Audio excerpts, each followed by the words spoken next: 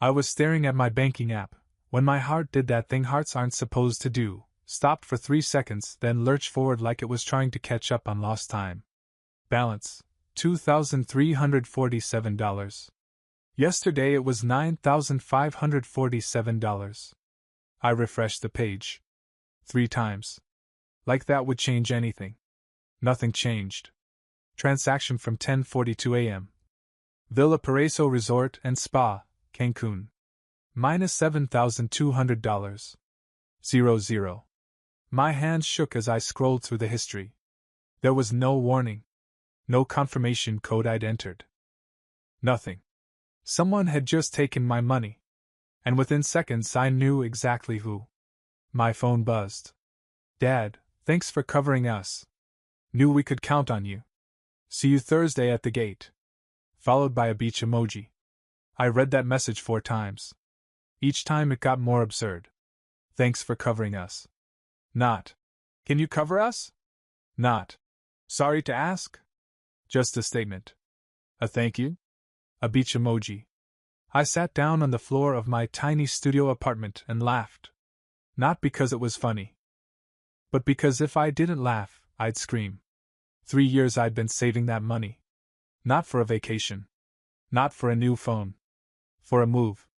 For a fresh start. $7,200. Gone. In one transaction I didn't approve, for a vacation I didn't even ask to go on. I'm 31 years old. I work as a logistics coordinator for a medical equipment company. Make $52,000 a year. After rent, insurance, groceries, and that credit card I'm still paying off from when Dad borrowed it 5 years ago and never paid back, I'm left with about $800 a month if I'm lucky. I'd been saving $200 a month for 3 years. No vacations. No new clothes. No entertainment beyond a shared Netflix password. And Dad took it in 3 minutes. I looked at our family group chat. The last message was from him, sent 8 days ago. Dad, family meeting Sunday? Important. Everyone needs to be there. I showed up. Because I always show up. We sat in their living room. Dad stood by the fireplace like he was about to announce something monumental. Mom sat on the couch with a notepad. Kaylee and her husband Devin took the beanbag chair. My younger brother Ethan stood by the window with his phone. All right, Dad started. Your mother and I have been talking. We've decided we need a family vacation. A real one. Something special. Mom nodded. Cancun. 5 days, 4 nights. All inclusive. That sounds expensive, I said. Dad held up a hand. Here's the thing. This time it's different. We're not footing the bill like usual. Everyone pays their share. I blinked. What? You heard me. Everyone pays their share. Time to grow up, right? We're all adults here. Kaylee leaned forward. How much are we talking? $850 per person, Mom said. Plus flights. $850. With flights, around $1,200 total. $1,200 I didn't have. I don't know. I started. That's a lot of money for me right now. Dad exhaled through his nose. Always an excuse, Cam. Always something. It's not an excuse. It's a budget. You spend money on your apartment your life. Why can't you spend some on family? Kaylee jumped in. Hey, maybe we could help him out. No, Dad said sharply. No handouts this time. If Cam wants to come, he pays like everyone else. I clenched my jaw. Fine. Let me think about it. Don't think too long, Mom said. We need to book by end of week. I drove home that night feeling crushed. Not because I didn't want to go, but because I knew what this was. A test. And I was going to fail it, like always. For the next week, they didn't let up. Mom, Cameron, the resort is filling up. I need your answer. Kaylee, come on, it'll be fun. Ethan, if you don't go, Mom's gonna be upset. Even my Uncle Ray texted, don't make your old man look bad, kid. Wednesday evening, Dad called. Cam. We need your answer. I'm still thinking about it. What's there to think about? It's yes or no. Dad, it's a lot of money. I can't just pull $1,000 out of thin air. He laughed. That familiar sharp sound. You're always so dramatic. You have a job. You have a salary. Stop acting like you're on the edge. I'm not acting. I have bills. Everyone has bills, Cam. The difference is some people make it work, and some people make excuses. I closed my eyes. Counted to 5. I'll let you know tomorrow. Tomorrow's the last day. After that we're booking without you. He hung up. I sat in my apartment staring at the ceiling. Calculator app open. If I went, I'd be left with about $1,000 in savings. 1 month of bad luck and I'd be at zero. But if I didn't go, they'd never let me forget it. It wasn't a choice. It was a trap. And the next morning, I did what I always did. I texted the group chat, "All right. I'm in." Mom sent 7 heart emojis. Kaylee replied, "YSSS?" Dad just gave a thumbs up. And I sat there looking at my balance, feeling my future get smaller. 2 hours later, Dad posted in the group chat. "Dad, alright, booking now.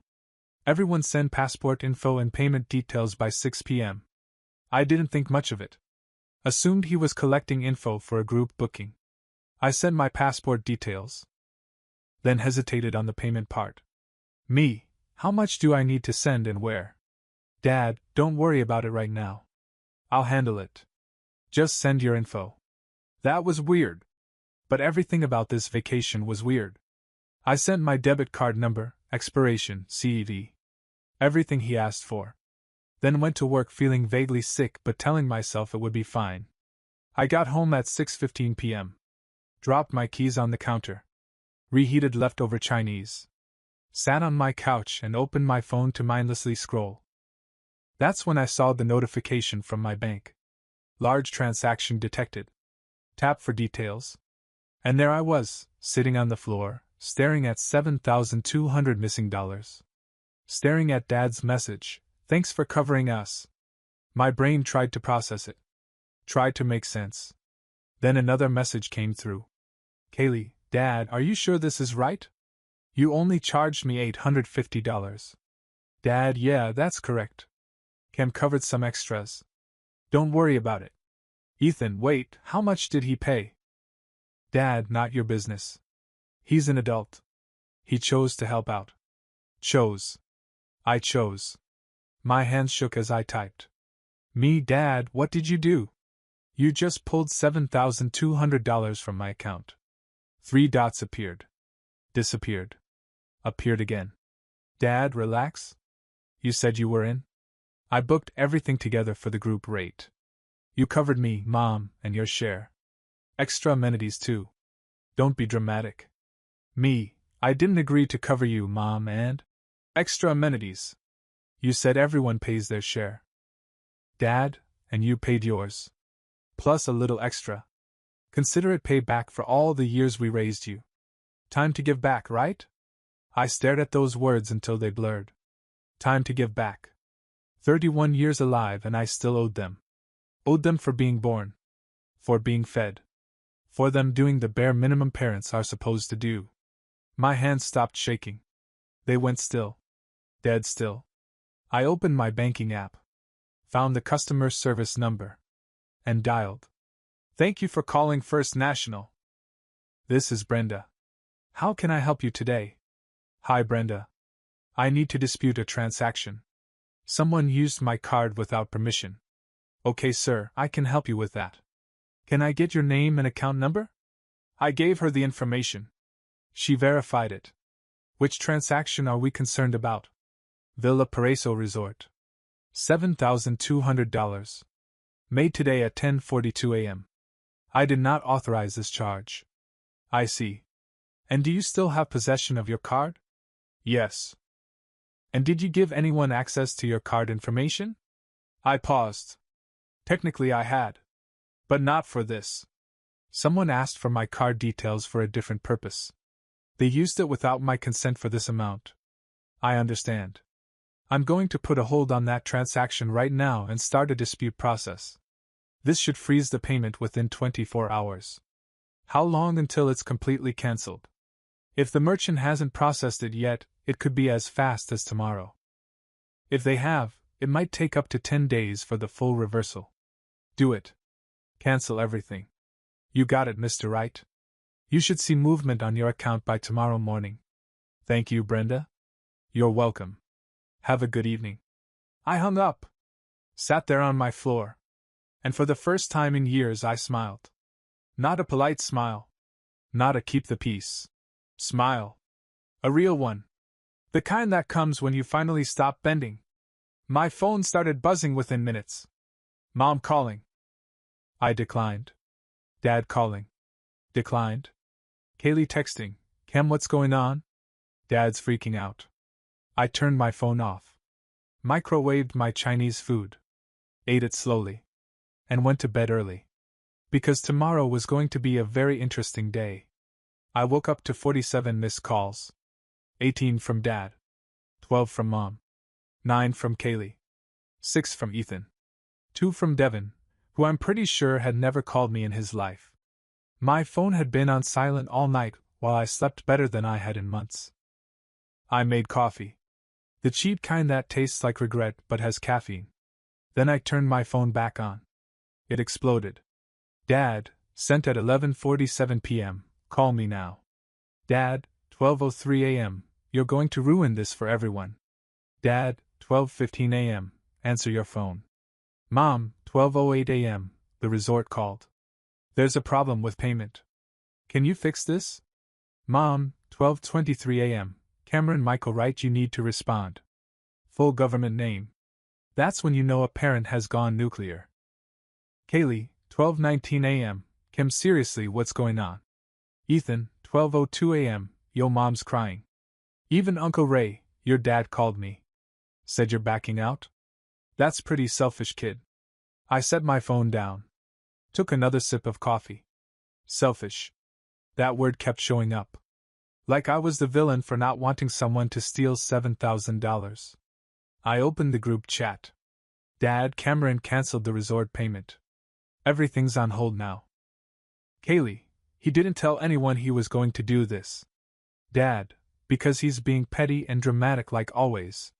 Ethan, maybe he had a reason? Dad, the reason is he doesn't care about family. I'd spent 31 years caring about family.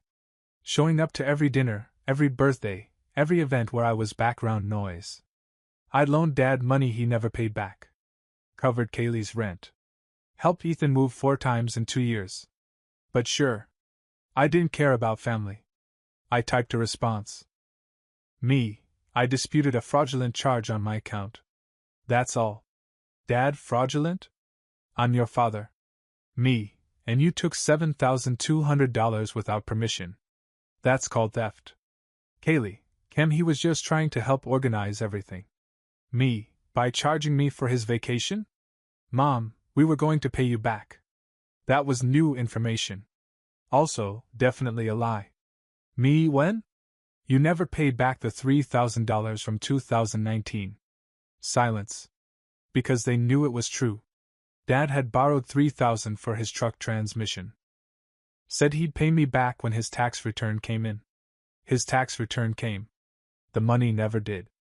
When I brought it up later, he said I was nickel and diming family. Dad, this is completely different. Me, you're right. This time it's $7,200. The chat went quiet. I finished my coffee. Got dressed. Headed to work. My phone rang. Dad. Voicemail. Mom. Voicemail. Kaylee. Voicemail. I drove with the radio on, windows down. Work was beautifully normal. I coordinated shipments. Answered emails. Ate a vending machine sandwich.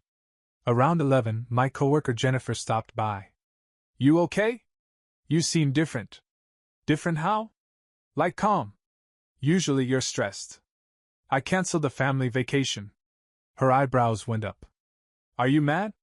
No. I'm actually relieved. She nodded. Then you made the right call. At lunch, I listened to one voicemail. Dad's? His voice was tight, controlled. Fury wearing a mask. Cameron. I don't know what you think you're doing, but you need to fix this. Today. The resort is threatening to cancel everything. Your mother is upset. Your sister is disappointed. You're being selfish and childish. Call me back immediately. I deleted it. Then I opened my banking app. The transaction was frozen.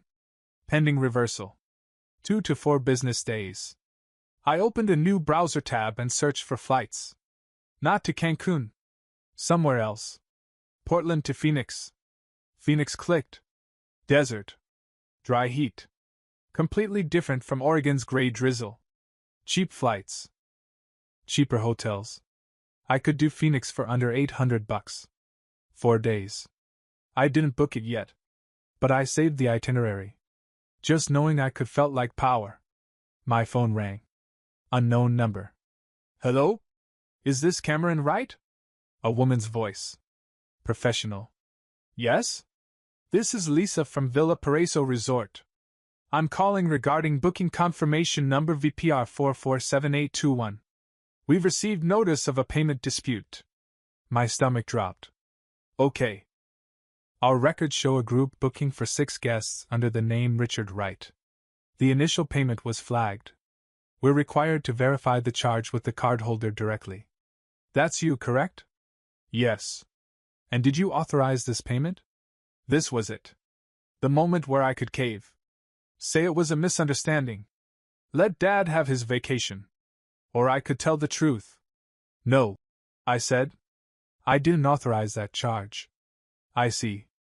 In that case, we'll process the cancellation. The full amount will be returned within 3 to 5 business days. What happens to the booking? It's cancelled. If your party wants to rebook, they'll need to provide alternative payment. Got it. Thank you. You're welcome, Mr. Wright.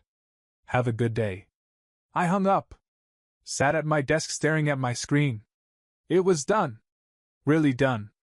No refunds for Dad. No trip for anyone. My phone started ringing immediately. Dad? This time I answered.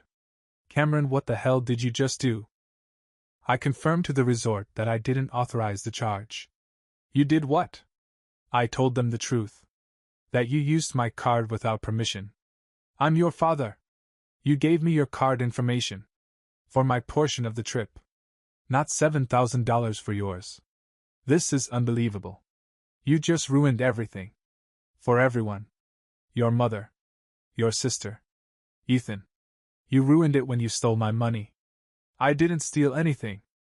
His voice was so loud I had to pull the phone away. You took money without asking. That's theft. We're family. Family helps each other.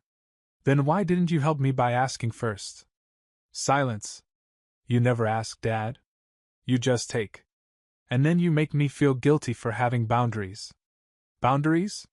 You sound like one of those therapy people. Maybe I should see one.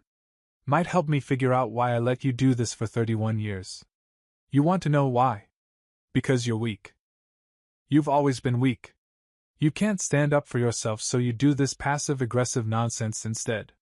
Something in me cracked. Not broke. Cracked. I just stood up for myself, Dad. That's what this is. And you can't handle it because for the first time in my life, I said no. You're going to regret this. Maybe. But at least I'll regret it with $7,000 in my bank account. I hung up. My hands were shaking. But I felt something I hadn't felt in years. Free. The rest of the day was chaos I didn't participate in. The family group chat exploded. I muted it. Kaylee called 6 more times. Voicemail. Mom texted, "We need to talk about this like adults." I didn't respond. At 5 p.m. I drove home. Ordered pizza. Scrolled through Phoenix hotel reviews. Found a place near downtown. 3 stars. Clean. Pool. Breakfast included. Booked it. Then booked the flight. Thursday to Monday. 4 days. Solo trip. Total cost, $743 including rental car. I stared at the confirmation. My first real vacation in 3 years. Paid for by me. Planned by me. For me. No family. No obligations. No guilt. Just me. And the desert. I went through my contacts one by one. Dad. Blocked. Mom. Blocked. Kaylee. Blocked. Ethan. Hesitated. He'd been the least aggressive. But he also hadn't defended me. Blocked. Uncle Ray. Blocked. My contact list got much shorter. And I didn't feel sad. That night I couldn't sleep. Not because of anxiety. Because of adrenaline. I kept thinking about Phoenix. About sitting by a pool with a book and nobody asking me for anything. Friday morning, the money was back. All $7,200. Plus a $15 credit from the bank. $9,562. I transferred $2,000 into savings. The rest stayed in checking. Available. Ready. My phone had 23 new notifications. I deleted them all without reading. Then I texted my boss, taking vacation next week. Thursday through Monday. Boss, approved. Have fun. I packed light. 1 backpack. 4 days of clothes. Toiletries. Charger. Headphones. Wednesday night I ordered an Uber to the airport at 5 a.m. Didn't tell anyone I was leaving. Just went. Thursday morning I was at the gate, boarding pass in hand, watching the sun come up through the terminal windows. My phone buzzed one last time. Mom, please don't do this to us. I turned it off completely. And boarded the plane. Destination, Phoenix. Purpose, absolutely nothing except existing without them. Phoenix hit me like opening an oven. I stepped out of the airport into 103-degree heat that felt like walking into a wall made of hair dryers. My Oregon rain jacket was suddenly the stupidest thing I'd ever packed. But it was different. Completely, wonderfully different. No gray skies. No drizzle. No passive-aggressive family members. Just sun. Heat. And a rental car with working AC. My hotel was exactly what I'd booked. 3 stars. Clean. A pool that looked slightly too blue to be natural. The guy at the front desk handed me a key card. You here for business? Vacation. He looked genuinely surprised. Cool. Enjoy the heat, I guess. Room 304 was small. Beige. Had that universal hotel smell of clean but never quite clean. It was perfect. I dropped my bag. Sat on the bed. Pulled out my phone. Still off. Part of me wanted to check. See how many messages had piled up. See if anyone had said anything that would make me feel guilty enough to respond. But I knew exactly what I'd find. More anger. More manipulation. More demands that I fix what I'd ruined. I left it off. Took a shower. Changed into shorts. Grabbed my sunglasses and headed to the pool. It was empty except for one older couple reading books and a kid doing cannonballs while his mom scrolled through her phone. I picked a lounge chair in the sun. Laid down. Closed my eyes. And for the first time in months, maybe years, I felt my shoulders relax. No one needed anything from me. No one was texting asking for favors. No one was mad at me for having boundaries. I was just a guy at a pool in Phoenix on a Thursday afternoon. Anonymous. Free. Invisible in the best way. I must have dozed off because when I opened my eyes, the sun had moved and my skin felt warm. I went back to my room. Ordered pizza from a local place. Ate it watching a documentary about octopuses. My phone sat on the nightstand. Still off. Still silent. And I realized I wasn't anxious about it. I was relieved. That night I slept without setting an alarm. Woke up at 7:15. Went downstairs for the free breakfast. Continental. Nothing fancy. Bagels, cereal, watery orange juice, coffee that tasted like it had been brewed in a machine that hadn't been cleaned since 2008. But it was free. And I was alone. And no one was asking me for anything. I took my coffee outside and sat by the pool. That's when the memories started. The kind that creep up when you're finally still enough to notice them. I was 16 when Dad first asked to borrow money. Just $60 to cover gas until payday. He'd had a rough week. Could I help out? I had $87 saved from mowing lawns that summer. Money I'd been saving for a used Xbox. I gave him $60. He said he'd pay me back Friday. Friday came and went. When I asked about it 2 weeks later, he looked at me like I'd insulted him. You're really going to nickel and dime your own father? After everything we do for you? I was 16. I didn't know that was manipulation. I just knew I felt bad for asking. So I stopped asking. And he kept borrowing. By the time I was 18, he owed me close to $900. I never saw a cent. Then there was Kaylee. She was 23, fresh out of college, barely making rent. Called me crying because she was 2 months behind and about to get evicted. Could I help? Just this once? She'd pay me back as soon as she got her tax return. I sent her $1,200. Everything I had saved that wasn't earmarked for tuition. Her tax return came. She bought a new laptop and went to Coachella. When I asked about the money, she said she'd forgotten. 3 years later, still nothing. Then there was Ethan. 26 years old, worked part-time at a vape shop. Got evicted. Again. 3rd time in 2 years. Could he crash at my place? Just for a few weeks? Those few weeks turned into 4 months. He didn't pay rent. Didn't buy groceries. Left dishes everywhere. When I finally told him he needed to leave, he called me selfish. Said I clearly didn't understand what family meant. He moved back in with Mom and Dad. Told everyone I'd kicked him out for no reason. They believed him. I sat by the pool in Phoenix, drinking bad coffee, remembering all of it. Every time I'd said yes when I wanted to say no. Every time I'd swallowed my boundaries to keep the peace. Every time I'd let them treat me like an ATM instead of a person. And I realized something that should have been obvious years ago. They didn't love me. Not really. They loved what I could do for them. But the actual me? The person who had feelings and needs and limits? They didn't care about that guy. That guy was inconvenient. I finished my coffee. Went back to my room. Sat on the bed staring at my phone. Still off. I could turn it on. See what I'd missed. Maybe someone had apologized. But I knew better. They weren't sorry. They were angry. Angry that I'd stopped playing my role. That I'd enforced a boundary. I left the phone off. Friday, I spent the day driving around Phoenix. Saw the desert botanical garden. Walked through trails covered in cacti. Took photos on my camera, not my phone, because my phone was still off and I liked it that way. Had lunch at a Mexican place with a line out the door. Fish tacos that were better than anything I'd had in Portland.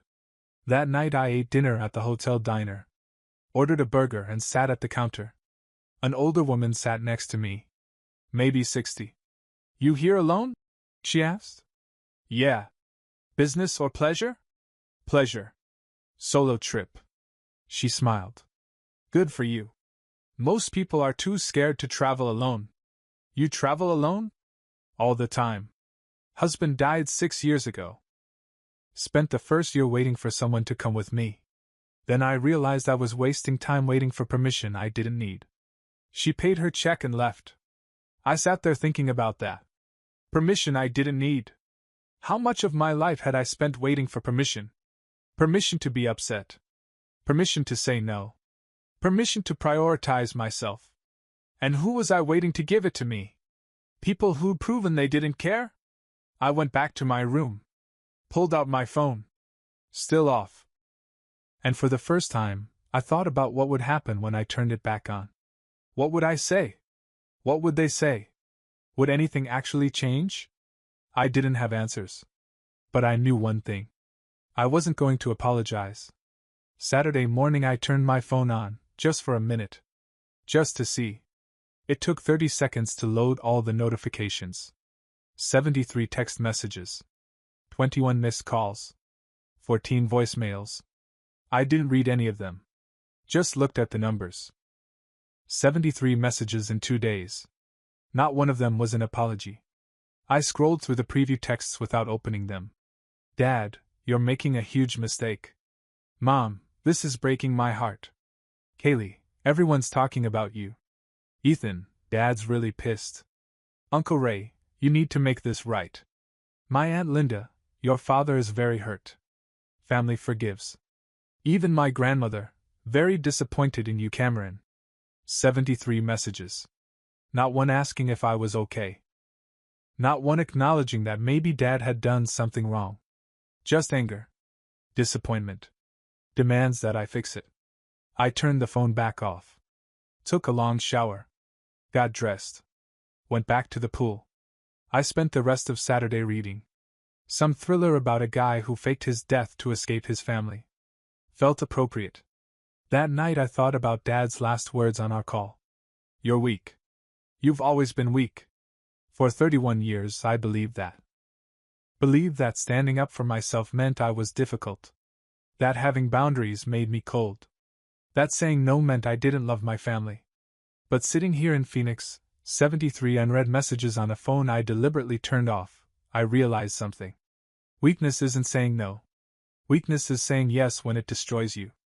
And I'd been weak for 31 years. But not anymore.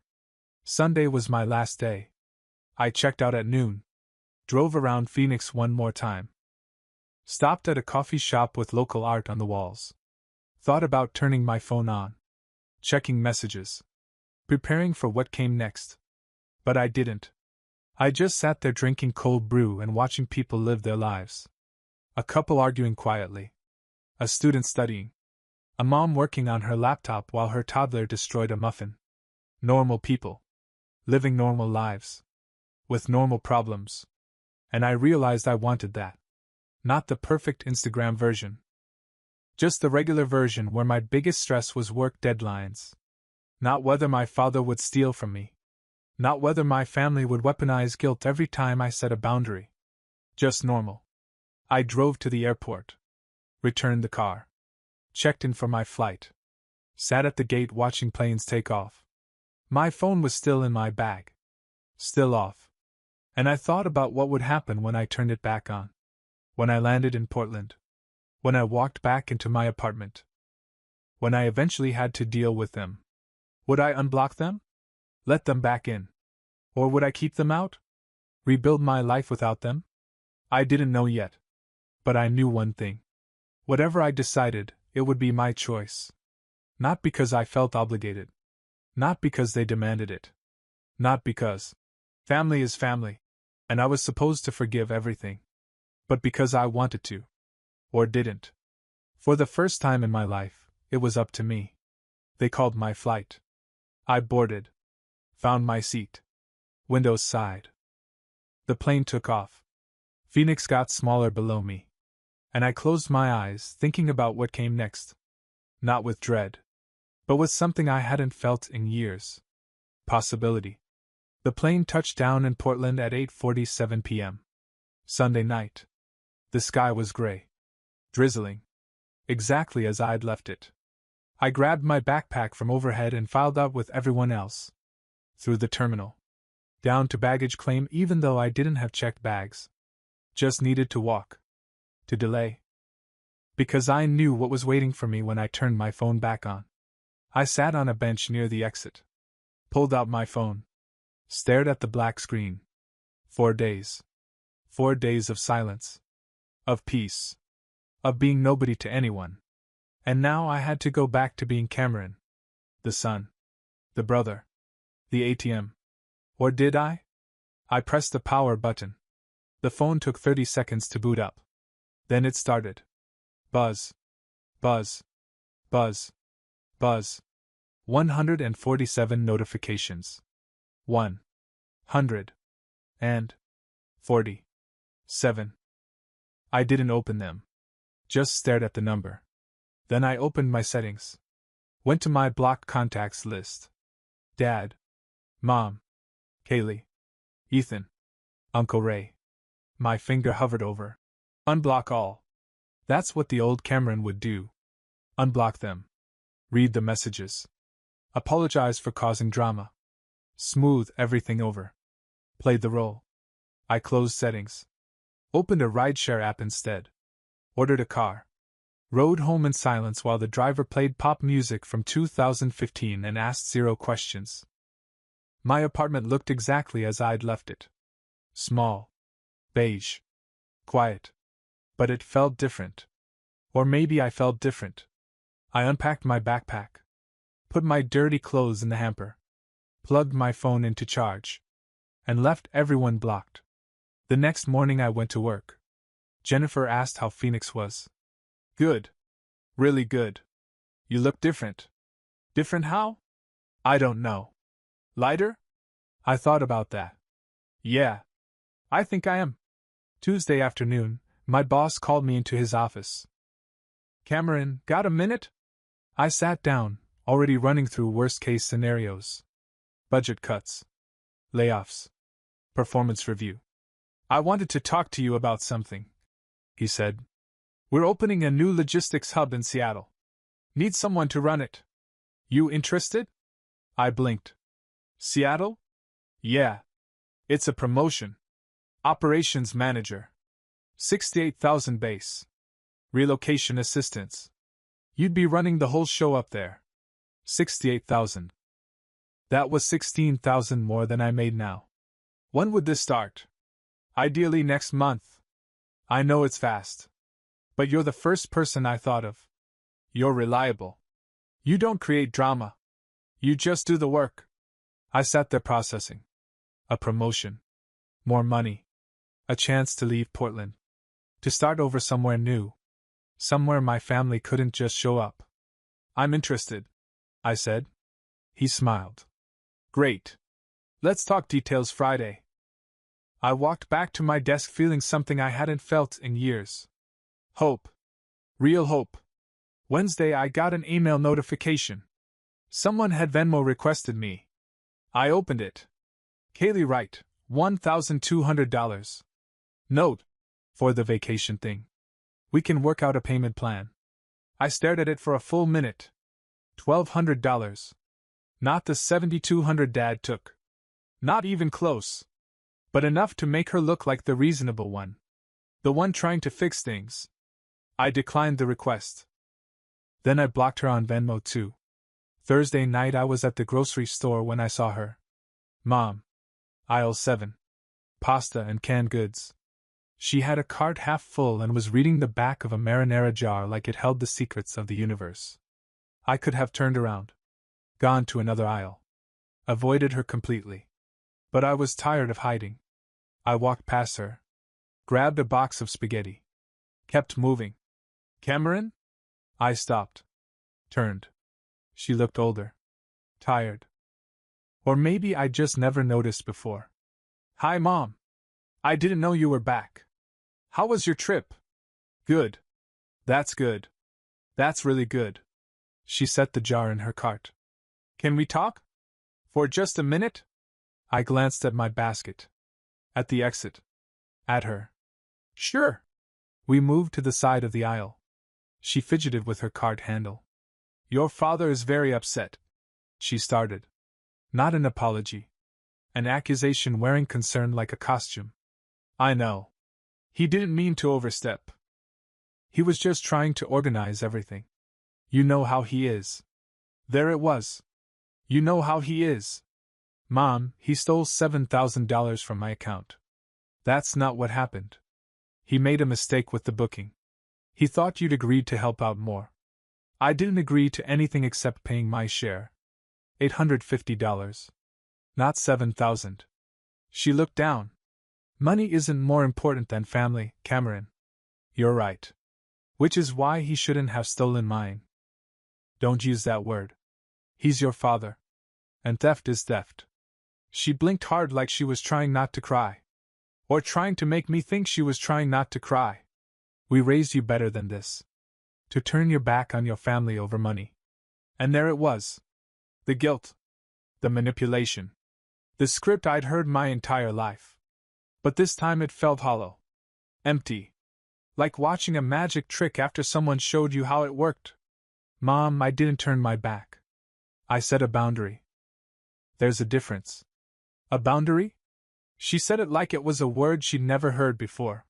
Yeah. A limit. A line you can't cross. Normal families have them. We are a normal family. I looked at her. Really looked at her. At the woman who'd watched Dad borrow and never repay. Who'd watched him take and never give back. who'd smoothed over every conflict by asking me to understand instead of asking him to change. No, I said quietly. We're not. Her face hardened. You've changed. Ever since you moved out. Ever since you got this job and this apartment, and started thinking you're better than us. I don't think I'm better than you. I just don't think I owe you everything anymore. After everything we've done for you. You raised me. That's what parents do. It's not a debt I have to spend my life repaying. She stared at me. Then grabbed her cart. Your father was right about you. You've become selfish. She walked away. Didn't look back. I stood there in aisle 7 holding a box of spaghetti, watching her go. And I felt nothing. No guilt. No anger. No desperate need to chase after her and fix it. Just nothing. I finished my shopping. Drove home. Made dinner. And slept better than I had in weeks. 3 months later, I was living in Seattle. A 1-bedroom apartment in Capitol Hill. Twice the size of my Portland place. Hardwood floors. A balcony with a view of the city. A kitchen where I could cook actual meals. I'd made friends. Real ones. People who didn't need anything from me except showing up as myself. My new job was challenging but good. I was building something. Leading a team. Making decisions that mattered. And I hadn't spoken to my family since that grocery store conversation. They'd tried. For a while. Text messages from unknown numbers. Emails. Even a voicemail from Ethan asking if we could just talk like adults. I didn't respond to any of it. Eventually, they stopped trying. One Saturday afternoon, I was at a coffee shop near my apartment. Working on my laptop. Planning schedules for the next quarter. My phone buzzed. An email notification. From Dad. Subject line, I'm sorry. I stared at it for a long moment. Then deleted it without reading. Not because I was angry. Not because I wanted to punish him. But because I knew what it would say. The same thing it always said when they needed something from me and realized anger wasn't working anymore. I'm sorry, but you overreacted. I'm sorry, but you made things worse. I'm sorry, but you owe us another chance. An apology that wasn't really an apology. Just another manipulation wearing different clothes. I closed my email. Finished my coffee. And went home to my apartment. My space. My life. The one I'd built without them. The one I'd paid for myself. The one where boundaries weren't suggestions and no wasn't a negotiation. That night I stood on my balcony looking out at Seattle. The city lights. The Space Needle in the distance. The sound of traffic and people and life happening all around me. And I thought about that family vacation they'd wanted so badly. The one in Cancun they never got to take because I'd said no. They'd wanted me to fund their paradise. But I'd found mine instead. Different paradise. Different rules. Different people. And it cost exactly what I'd been willing to pay. Nothing more. Nothing less. I pulled out my phone one last time. Opened my blocked contacts list. Stared at the names. Then closed it and put my phone away. Some doors close. And stay closed. And that's okay. Because on the other side of those doors, there are windows. And through those windows? A whole life you didn't know you were allowed to have. I went inside. Made dinner. Put on music. And lived.